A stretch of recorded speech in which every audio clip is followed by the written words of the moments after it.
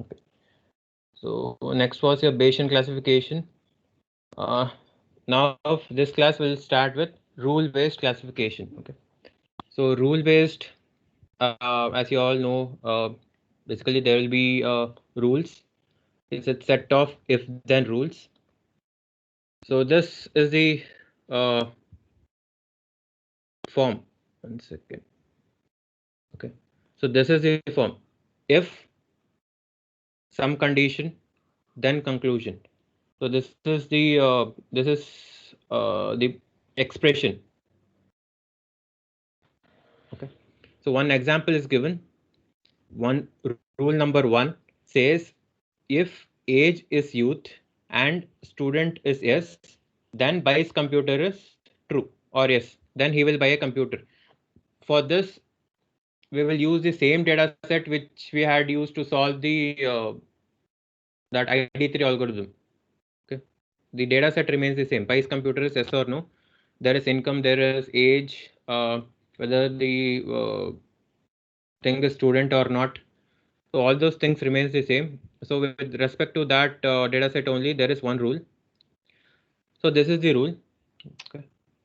So it's like the if part, that is this on left hand side, that is before the equal to signature or equal to sign. Okay, is known as your precondition, or is known as rule antecedent. Okay, that if part or the left hand side of the equation or the equal to sign is known as rule antecedent or precondition. Next, the end then part,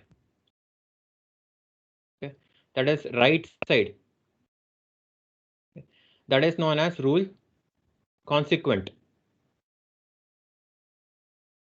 Okay.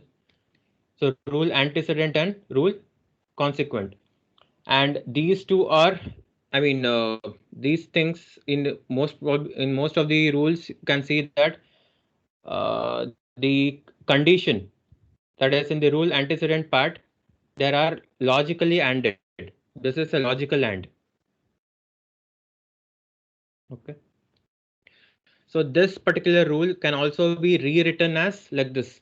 If age is equal to youth and student is yes, then Pi's computer is yes.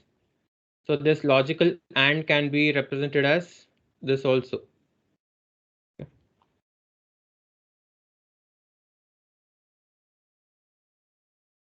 So it's like if the condition, that is all the attribute test. Here the test is happening on two attributes, on attribute age and attribute student. So if age is youth and student is yes, so there are two attribute tests happening.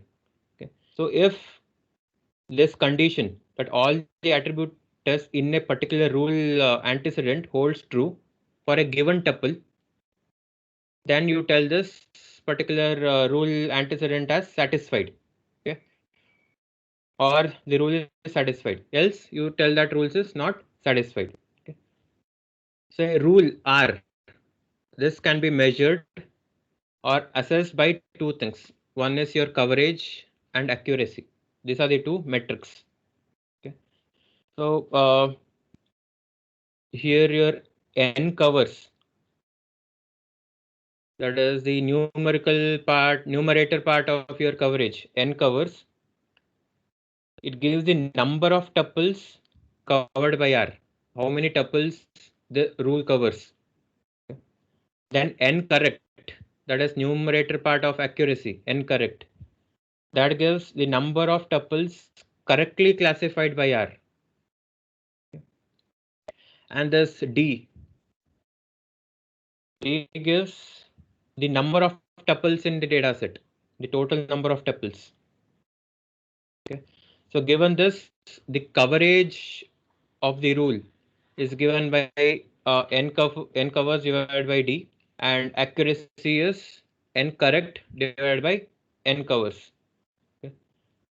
So it's like the rule's coverage means the percentage of tuples that are covered by the rule. And rule accuracy means what percentage of them, like it is covering some percentage, what percentage of them the rules can correctly classify. Okay. So these two things are the metrics used for assessing or evaluating a rule. So one example is given here. So this is the tuple. Okay. So okay, before that, if you can see this rule, this particular rule, that is R1, which was given, and if you go to the that data set, that data set which is present, which was used to solve the IDT algorithm. Okay, so it's like there are, I mean, this particular rule 1 covers 2 of the 14 tuples. There are 14 tuples in entire data set. This rule holds true for 2 tuples out of 14. Okay, so coverage will be 2 by 14. That is somewhere around 14.2%. Okay, and accuracy. Okay, so this is true actually. So accuracy will be 2 on 2. That is 100%. It covers 2, so denominator will be 2, and both of them are correct, because when age is youth and student is S, the class is actually yes. Okay, so accuracy will be 100%. Okay, so this one example is given here. Age is youth, income is medium, student is S, and credit rating is fair. Okay, given this, okay, you have to classify whether the X buys the computer or not.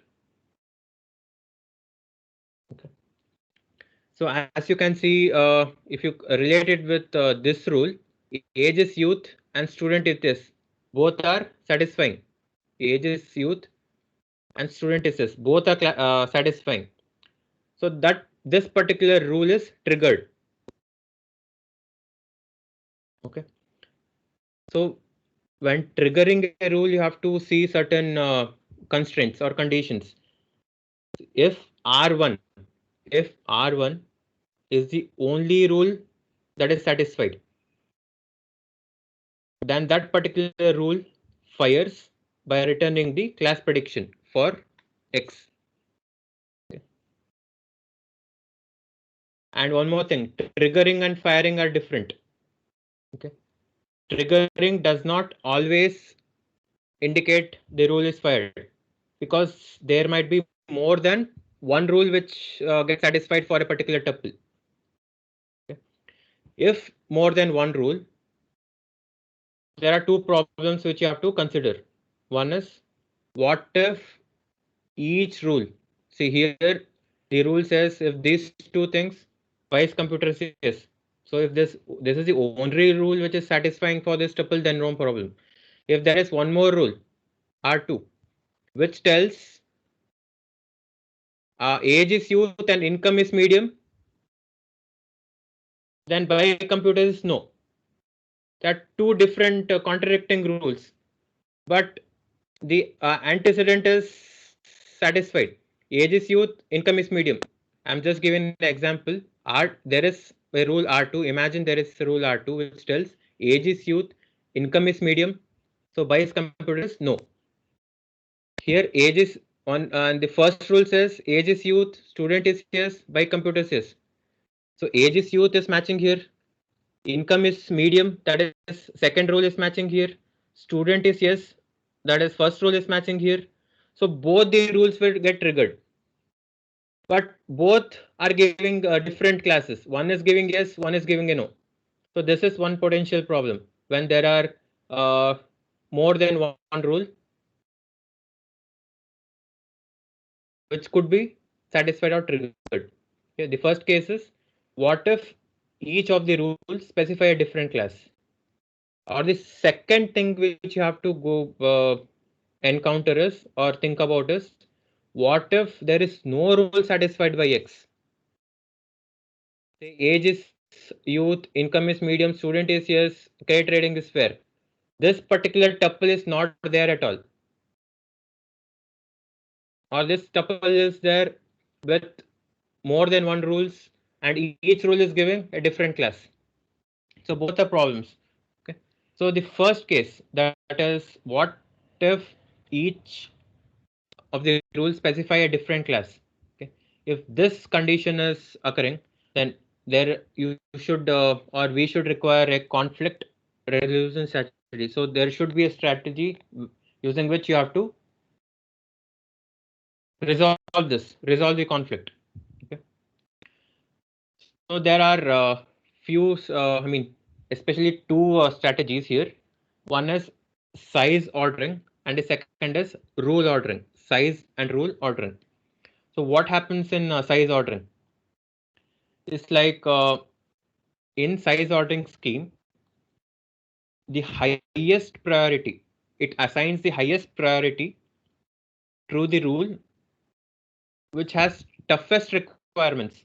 Toughest requirements. Here the toughest is measured by the rule antecedent size. Okay. So it's like that particular rule will be triggered with the most attribute tests. Okay. If most of this is satisfying for a particular rule, then that particular rule will be triggered in size ordering, conflict resolving mechanism. The second is rule ordering. Okay. So here, as the name itself suggests, there will be a priority of rules beforehand, which you will be doing. Again, this in rule ordering, there are again two subtypes. One is class based, and the second is rule based. So in the class based ordering, what happens is all the classes are sorted according to the decreasing order of importance, or importance here means how frequently it is appearing in the data set. The most frequent will be ordered 1, the next less frequent will be ordered 2, something like this. Okay, so this is one way of ordering. And the second way may be based on the misclassification. It's like ordered based on the misclassification. Least misclassified class maybe will be ordered first. The next more misclassified will be ordered second, something like this. So this is one way. And the second, as I told you, will be rule based ordering. Here all the rules are organized into one long list according to the priority. Okay. So here the priority may be according to a few qualitative attributes such as your accuracy, coverage, or maybe number of attribute tests in the rule antecedent, etc. Or maybe this particular list may be prepared based on advice of domain experts. So all these things,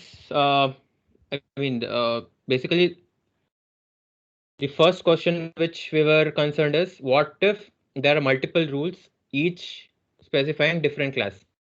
So for this, we need some conflict resolution strategy. If there are two strategies which we'll be studying, one is size ordering and rule ordering. In size ordering, the toughest requirements, that is, toughest means based on this the number of test attribute is being tested. So more the number of attributes, that according to that it is ordered. The second is rule ordering. In rule ordering, again there are two types, class based and rule based. In class based, the classes are sorted according to importance. Importance here is the frequency. In rule based, it is ordered based on some priority. Priority can be either accuracy or size or coverage, or maybe with advice of the domain experts. Okay. So these are the two conflict resolution strategies. The next is how to extract a rule from a decision tree. Okay. So to extract a rule from a decision tree, you create one rule for each path from the root to the leaf. So each splitting criteria is age, student, and credit rating. Okay. So each splitting criteria along a given path is logically ANDed. Okay. As you can see, if age is youth and student is no, then by computers no. This is first rule. Again, since there are 5 different paths from your root to leaf, there will be 5 different rules. Okay. And implicitly, all these rules, there is a distinction which is implied. That is, between rule 1 and rule 2, there is a logical R. Okay. And since these rules are extracted directly from the decision tree, they are mutually exclusive and exhaustive. Okay.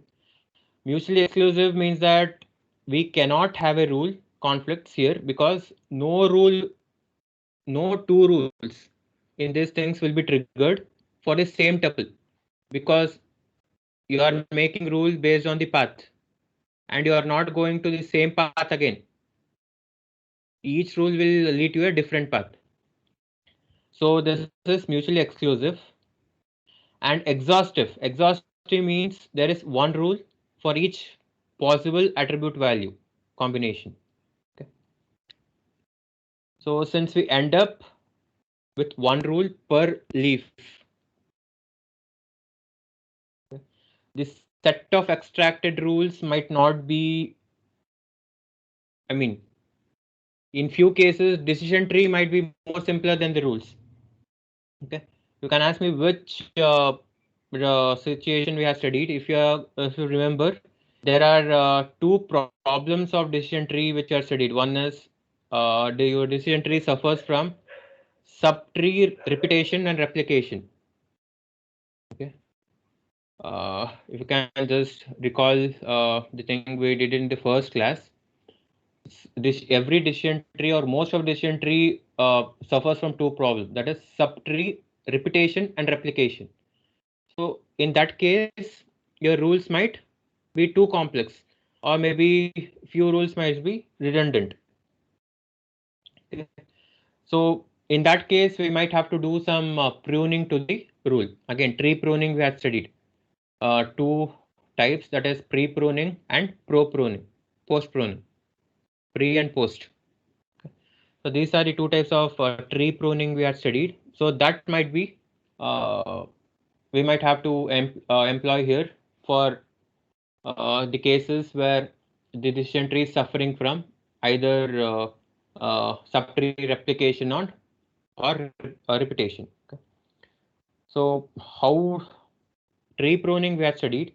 Now I will just tell you how to prune the rule set. Anyways, we have formed the rules from some decision tree which is suffering from either or both of these problems. How to prune it? Okay. So for a given rule antecedent, that is the if part, okay. Given rule antecedent, it's like any condition which does not improve the estimated accuracy of the rule. Anyways, you find the accuracy of the rule here.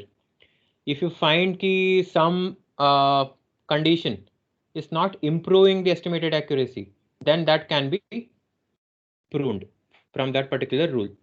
Say age is youth, age is equal to youth is not adding much information. It is there, but it's not adding much information for some conclusion you want to get. Then you can prune this. So you have to see whether any condition in this part, antecedent is that if part, entire if part. Okay. So if there are any thing or your condition in this antecedent part which is not adding any value, or maybe estimated accuracy is not improved by that condition, you are pruning it. Okay. So you can, when you prove it, one problem that could arise is after pruning, your rules, when you consider on the whole, R1, R2, R5, if you prune something, then the rules might not be mutually exclusive and exhaustive, because removing one condition might make two rules same. Okay. So again, there is a conflict here. You might have to use those conflict resolution mechanisms to satisfy it. Okay. The next is, this is, as I told you, very important. Multiple problems can be asked, and without this, you cannot do anything in deep learning, machine learning, data mining, nothing. Everything will be useless if you don't know where to apply, how to apply, or rather what are this. Okay. So basically, it's like imagine you have built a classification model. Okay. Now you have to estimate how accurately your classifier can classify a particular tuple. Okay. Or maybe you might have tried different methods to build more than one classifier, and now you wish to compare the accuracy, which classifier is better. Okay. So you should have some metrics to compare, to see how much accurate or how appropriate one classifier is when compared to the other. So there are few metrics for classify, that is your accuracy, recall, specificity, one, and beta score. So these are the main metrics. So for each of this, to calculate any or each of this, any of this or each of this, you need to know certain measures. Okay. The first measure is your true positive. Okay. So what is true positive?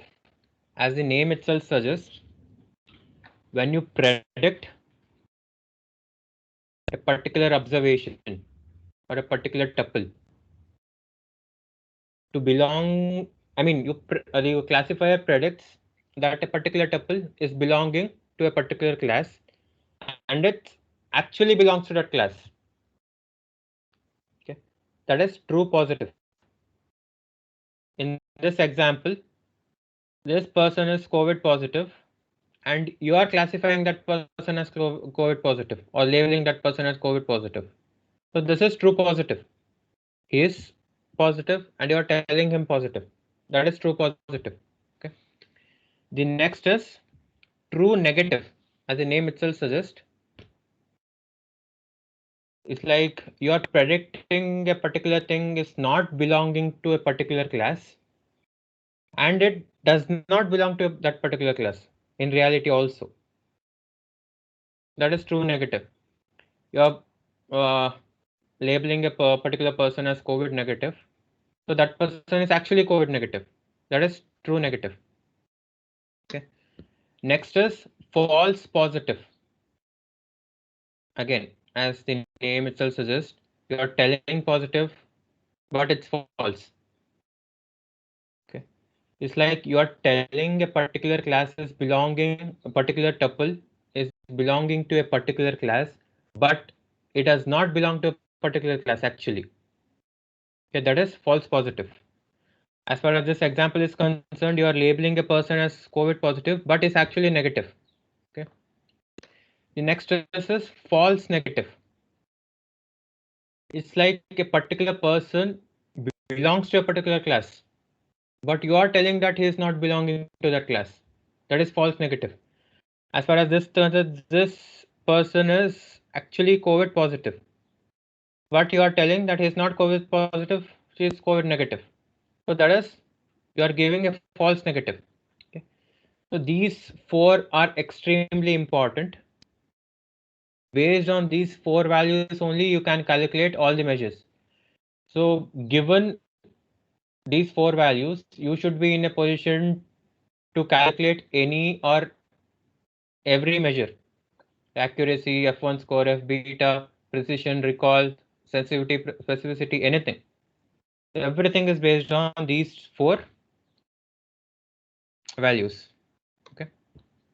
So based on these four values, we can construct something called as confusion matrix. Okay.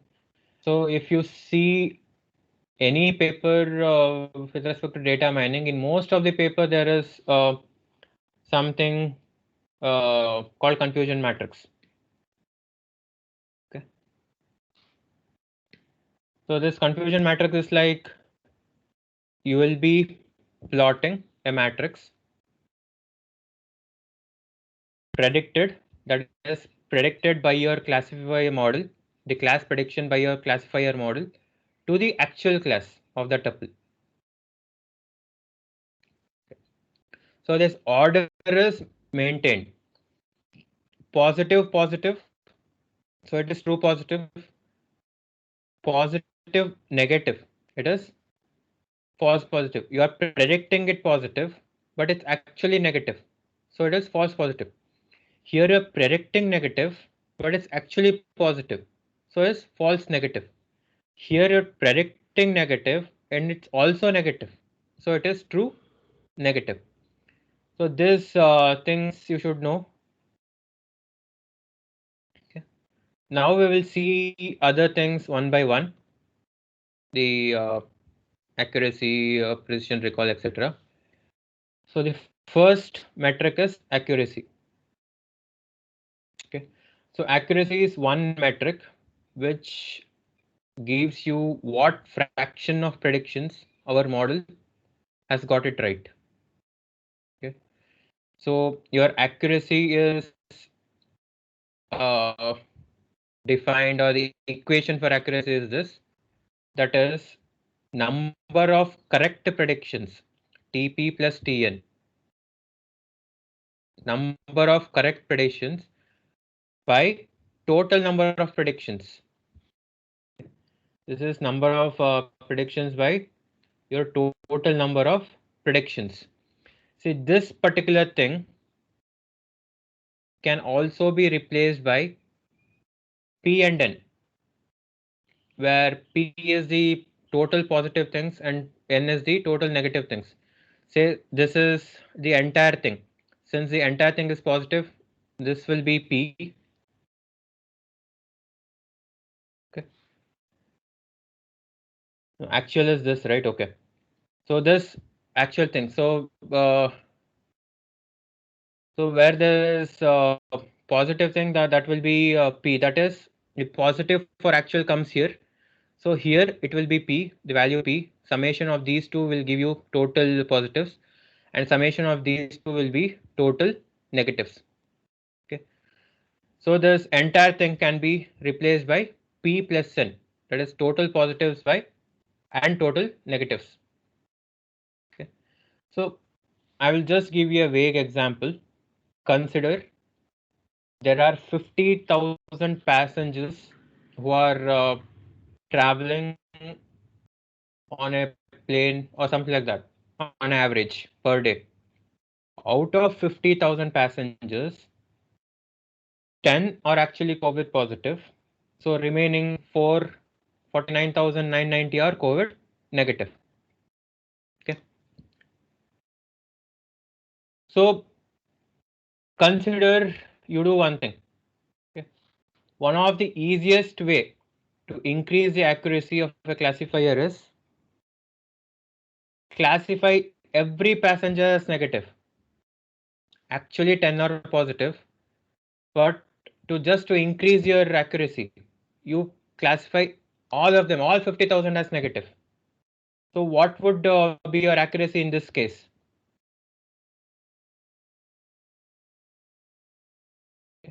Your accuracy will be somewhere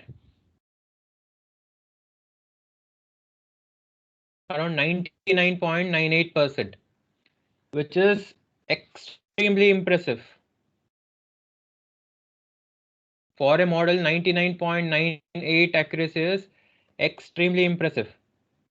But does it really solve our purpose of classifying COVID positive passengers correctly? Definitely not, because there are 10 positive which are telling them as negative. So as far as this particular example, even though the accuracy is 98.98, it doesn't solve the purpose. Okay. So the accuracy itself cannot be a good measure. Just because your accuracy is 100% doesn't mean that the classifier is classifying or doing something as it should do. One example I have given here. Okay. So this is, as far as this is concerned, this is the classifier is doing something very terrible. Even though the classification is pretty impressive, I mean the accuracy is pretty impressive, that is not what we want. If you use this classifier in real life, you will end up endangering all 50,000. Okay. So accuracy by itself, standalone metric cannot give, or you cannot tell your model is the best just because it is giving a high accuracy. The next is, or next popular measure is recall. Recall is also called as sensitivity. It is also called as true positive rate. Okay. So your recall gives the fraction that the model is currently identified as positive out of all positives. That is, what fraction is actually positive out of all positives gives you the recall. So as far as this example is concerned, so it's like correctly predicted as positive, COVID positive, divided by total positive things. Okay. So what could be the recall for the example which I gave? This is the example which I gave to tell that accuracy cannot be the only measure on which you should depend. Okay. So considering that example, what is the recall? Consider the same example. There are 50,000, out of which 10 is actually positive, but you are classifying all the 50,000 as negative. In that case, what is the recall? See the equation, someone respond.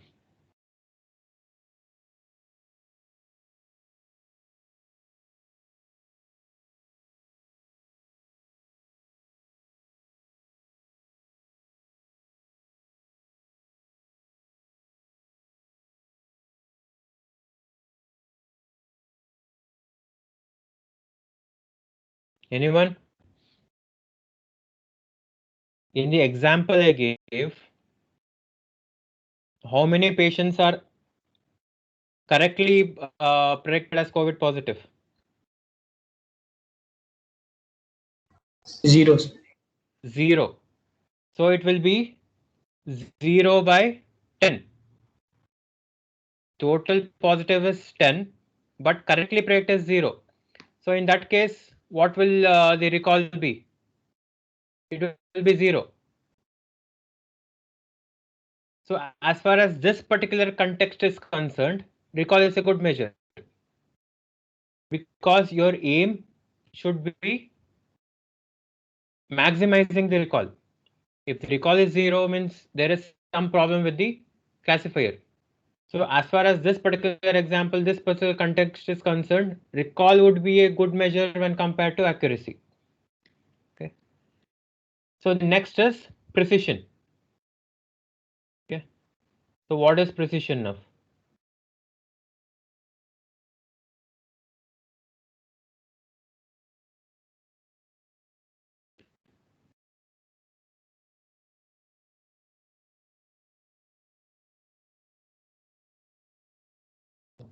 Precision I didn't put. Okay.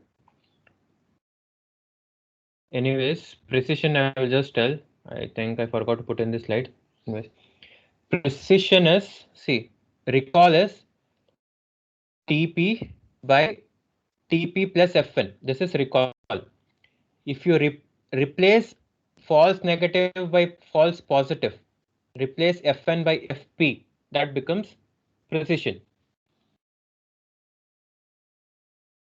That is correctly predicted as COVID positive divided by total predicted as COVID positive gives you the precision.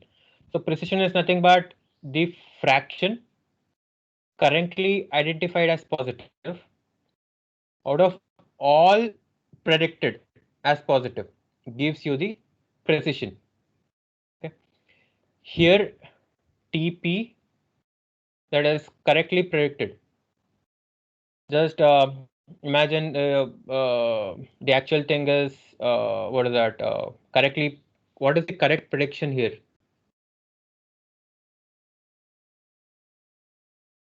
In this case, if precision is there, did I put it?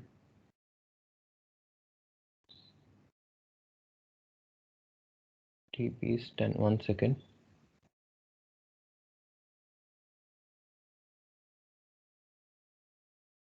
Okay. Okay. So this is for the case I told you, it will be 0. Okay. So when you consider the actual thing that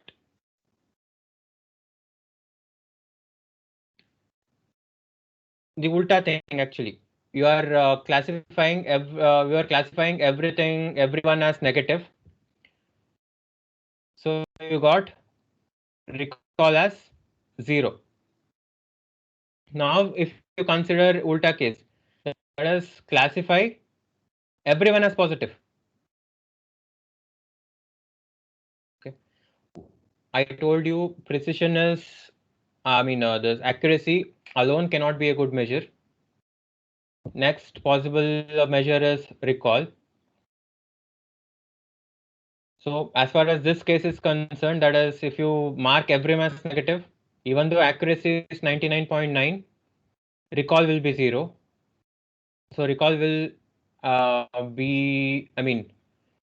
you that there is something wrong with the classifier. Now consider the ulta case, that is, you label all 50,000 as positive. Okay. In that case, your recall will be 1. Okay. Recall is TP by TP plus Fn. 10 divided by 10 plus 0. So 10 by 10, 1. Recall is 1. It is the highest. But again, this is a huge problem. Why? Recall is 1. But what is the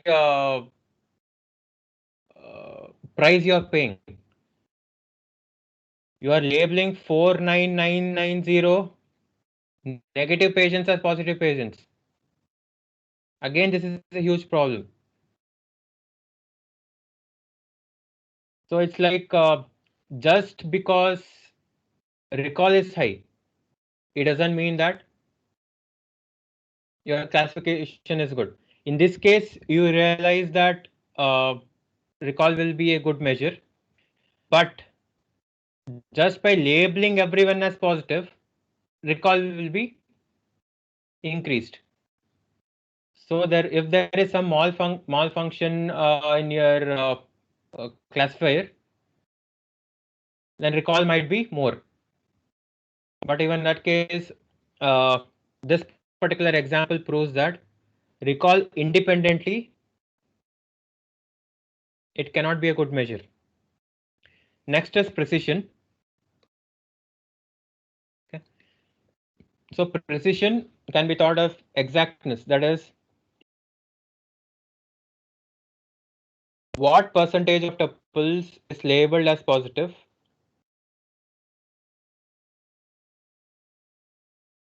Okay.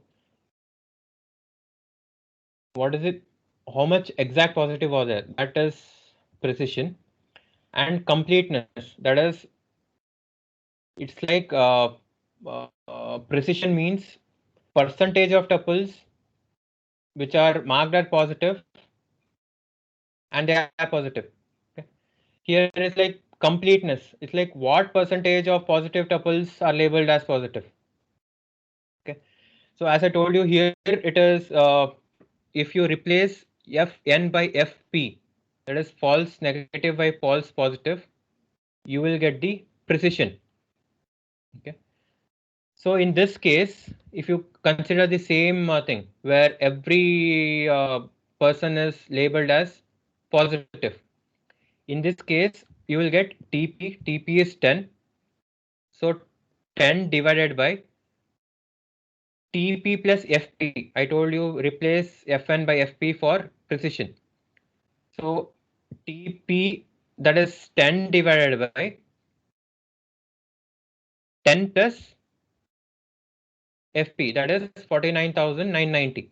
So 10 divided by 50,000, which will give you 0.0002. Okay. So it's like recall you are getting 1, but precision you are getting 0.0002. Okay.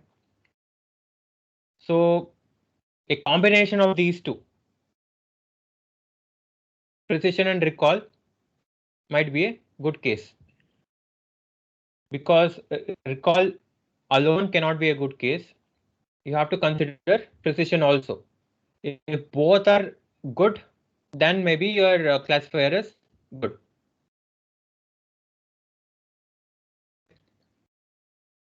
So a perfect precision score of 1 for a particular class, it means that every tuple, okay,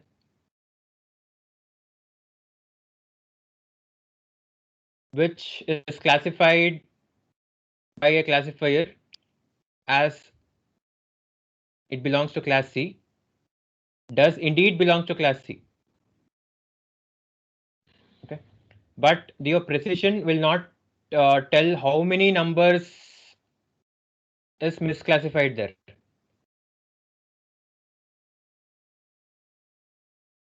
Okay. Next is recall. It's like for a class C, every item from class C is labeled as C. Okay, but this particular recall doesn't tell anything about the tuples which are incorrectly labeled as belong to C. So it's like you have to have a combination of recall and precision to arrive at a particular conclusion.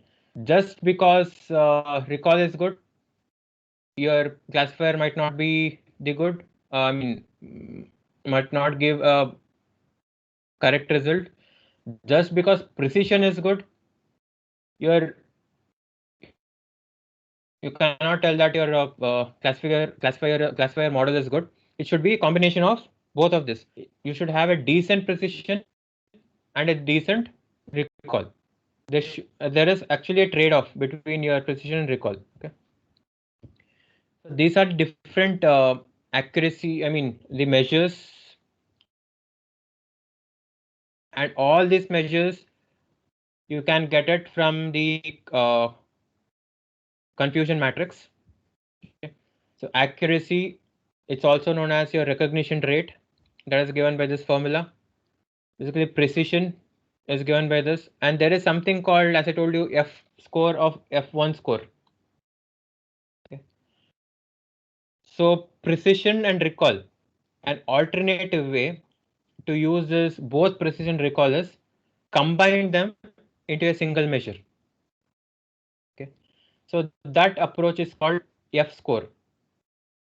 Okay, it's called F1 score or F score.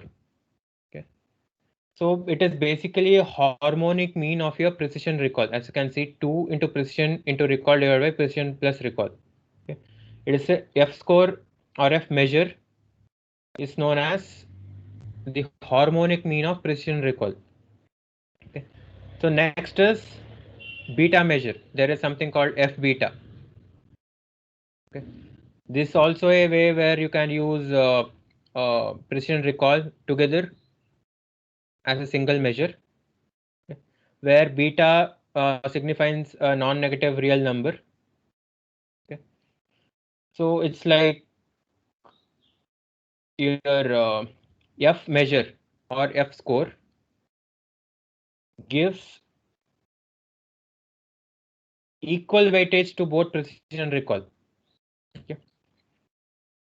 So F beta gives a weighted measure of precision recall. Okay.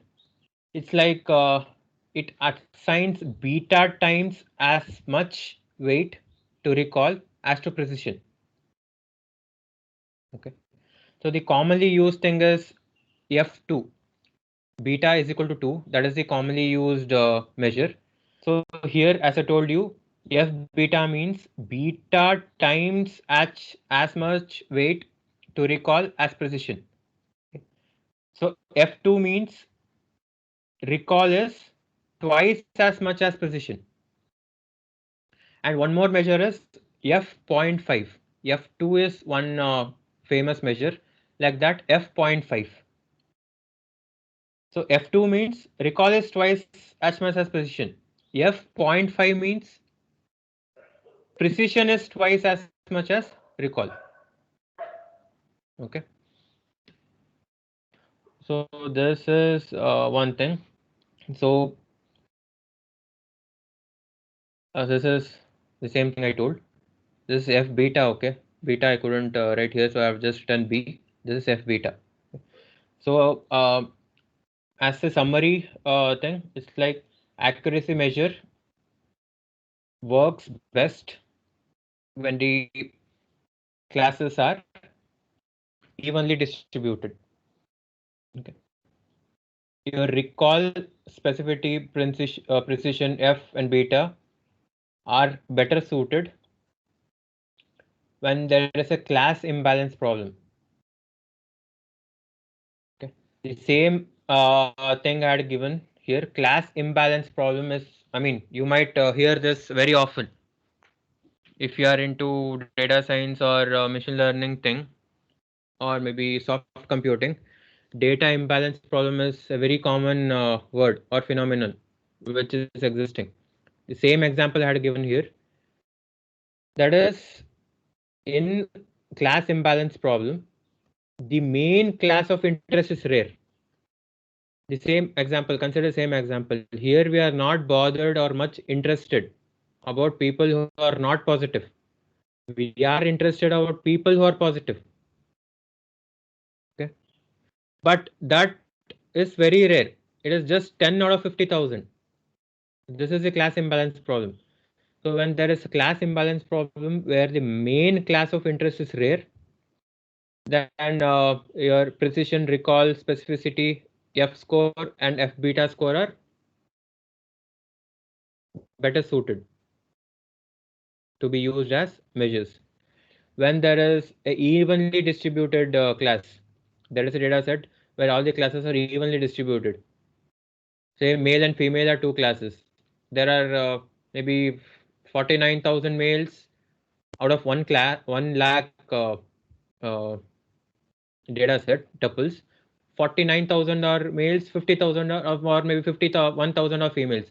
Or 50,000 are males, 50,000 are females. So there is even distribution of class. In that case, accuracy might be a better option. So the next thing which we'll be studying is something called holdout method or random sampling. Okay. So here, what happens in holdout method is your there will be a given data which is randomly partitioned into two sets called training set and test sets. Okay. So usually 2/3 of the data you will be allocating to training and remaining 1/3 to test. So usually it will be 80-20. In most of the cases it will be 80-20. That is almost 2/3 to training and 1/3 to testing. Okay. and you train the model using the training set, and the testing set is used to derive the model. Okay, so this model accuracy is just estimated using the testing set, not the training set. Okay, that is the holdout method. And what do you mean by random sampling? Random sampling is a variation of the holdout method in which you perform this holdout method k times. Okay, and you get the accuracy for each of the k times which you perform this holdout method, and the overall accuracy will be the average of all the accuracies, all the k accuracies. That is your random sampling. Okay. So next is cross validation. Again, this is one more metric. All these are metrics. Apart from this, there is holdout and random sampling. Next, there is cross validation. The most usually used is something called k-fold cross validation method. Okay. So here the initial data are randomly partitioned into k mutually exclusive sets like this. Okay. And it's like d1 and d2, like this, d1 to dk. Okay, there are 5 iterations which you are doing, so there will be 5 subsets. Okay, so training and testing is performed k times.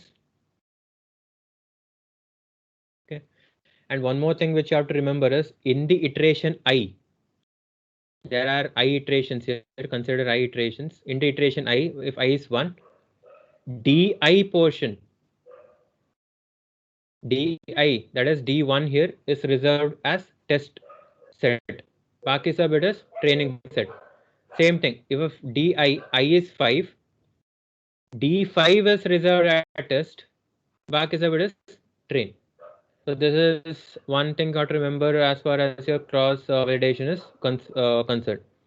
So unlike your holdout and random sampling, here each sample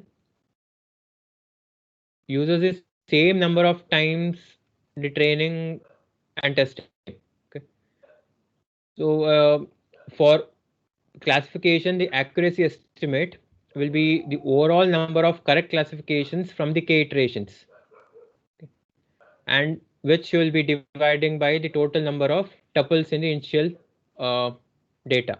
So the accuracy is the overall number of correct classifications got from this k iterations divided by the total number of tuples in the initial data, which gives you the accuracy of this k4 validation method.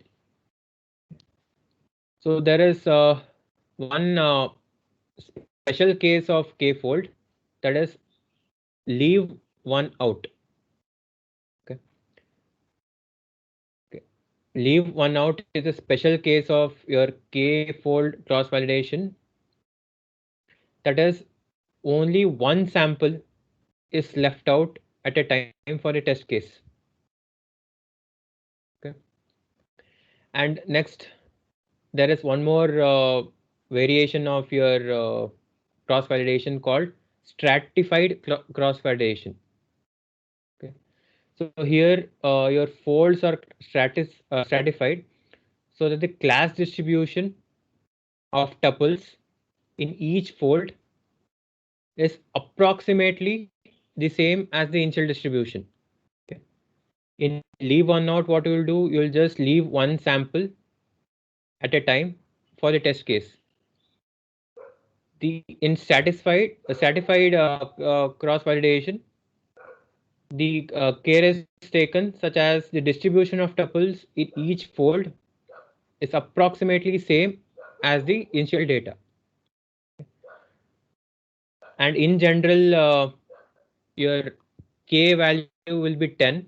So we will be doing 10-fold cross validation method. and it is recommended. Tenfold is recommended because you will get a relatively low bias and variance when the k value is 10. The next last part is bootstrap. So in bootstrap, what happens is, see here, what you're doing is, uh, these are mutually exclusive subsets. So maybe what data you find here is not the data you find here. If there are 1 to 10, if the 1 to 3 is here, it might be 4 to 10 anything. It can be anything from 4 to 10. 1, 1, 2, 3, that is the data set used here, will not get repeated here. That is with respect to cross validation, which is mutually exclusive. But in Bootstrap, it's not like this. It's like training samples are selected with replacement. That is as shown in the figure. Consider this as your train, this particular thing as this train, and this particular thing as this train. Here in cross validation, it is mutually exclusive, but in Bootstrap, you can repeat. As you can see, ping is here and here in both the train samples. So it's like it randomly selects tuples, and there is equal chance that a selected tuple is selected again in a different subset. Okay, so this is called sampling with replacement. Okay, here the machine is allowed to select the same tuple more than once. Okay, so there are multiple bootstrap methods. The commonly used bootstrap method is 0.632. 0.632 bootstrap. That is the commonly used bootstrap method, which we'll be studying. So what is the working procedure of, maybe how does this 0.632 bootstrap work? Okay. So consider you are given a data set which consists d tuples. Okay. So out of this d tuples, you are sampling the data set d times with replacement. Okay. So the all, I mean, in the samples which are selected for each training set subset might be repeated in multiple subsets. Okay, so it is very likely that some of the original tuples will occur in more than one samples. Okay. Now we do this multiple times, and if we do this, I mean the sampling multiple times, they have found out that on an average 63.2% of the original data will end up in the bootstrap sample. Okay, since tuples can be repeated, there is no guarantee that all the 100% tuples in the original data will be used here. Okay, since few tuples can be repeated. But if you do this sampling, this is called bootstrap sampling, that is sample with replacement. If you do this k times or multiple times, it has been observed that in 63.2% after k times, 63.2% of the original data will end up in the bootstrap sample, in any one of the bootstrap sample. And the remaining, what is remaining in the original data, that is 36.8% will form the test set. Okay, so with this figures, you might get to know why the name 0.632. Okay, 0.632 bootstrap, that is a method name, because when you do this sampling multiple times from the original data, 63.2 times, that is a figure 0.632 bootstrap, 63.2 time, I mean 63.2% of the original data will end up in one of the training samples, and remaining 36.8 will be the test sample. Okay. So the overall accuracy of the model can be calculated by using this particular equation, where k is the number of times you have performed the sampling or iteration. Okay, so it's like 0.632 times the accuracy of the test set plus 0.368 times the accuracy of the train set will give you the accuracy of the model obtained with bootstrap sample. Okay, so in general, that bootstrapping tends to be overly optimistic, and it works the best when you are dealing with a small data set. Okay, so, and there is one last thing, that is there's something called ROC, okay, which I would want you to just go through. Don't go to textbook. Textbook, you might find it a little complicated. I will just post a link. From that link, if you read, it's more than enough, and it's pretty much straightforward. Okay, ROC means, what is ROC? Any idea?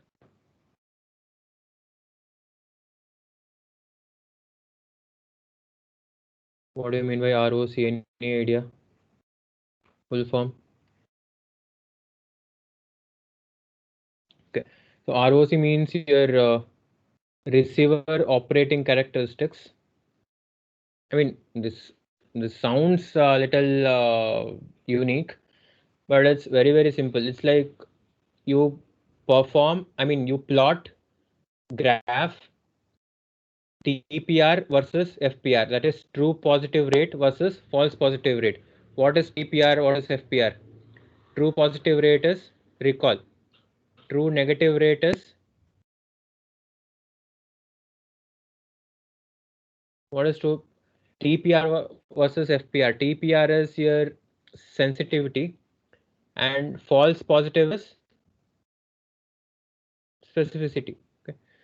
True, when you plot a graph of TPR versus FPR, you get a line. Okay.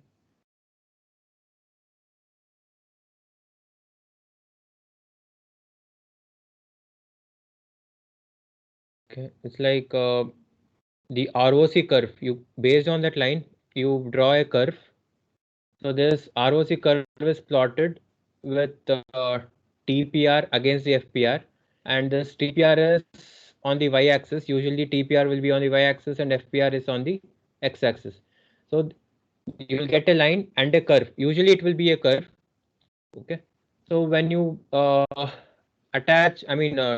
straight line, when with the starting point of the curve and the ending point of the curve, you will get something called area under the curve, which is used again as the metric. Like that curve is used to find out the performance of model. Okay. So that one small thing, it's a very simple thing. It's like you have to just plot these two and see how much area that curve is covering. Area, what is the area under the curve? So that one thing, based on that, you can uh, based on this curves, it gives that ability to access the performance of your classifier. Okay.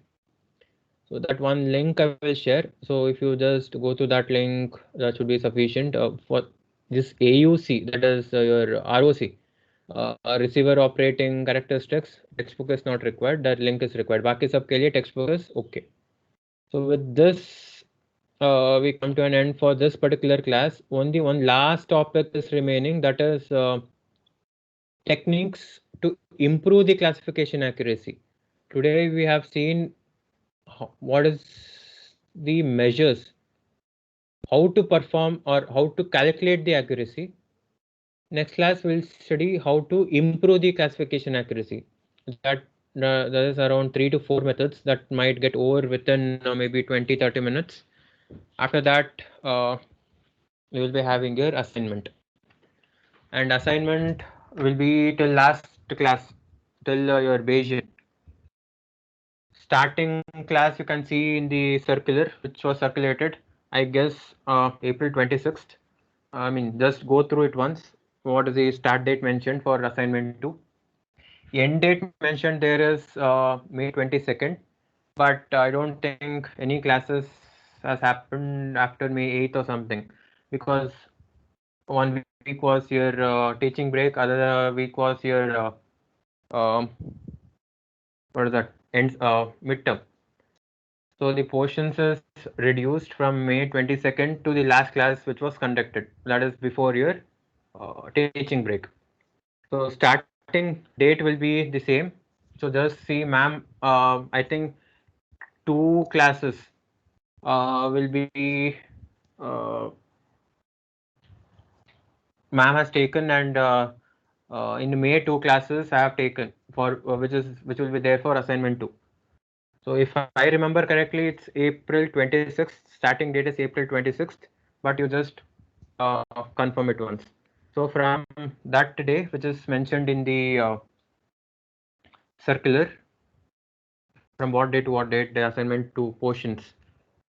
So start date will be the same. End date will be the last class. That is still Bayesian equation or Bayesian formula. Okay. Any doubts?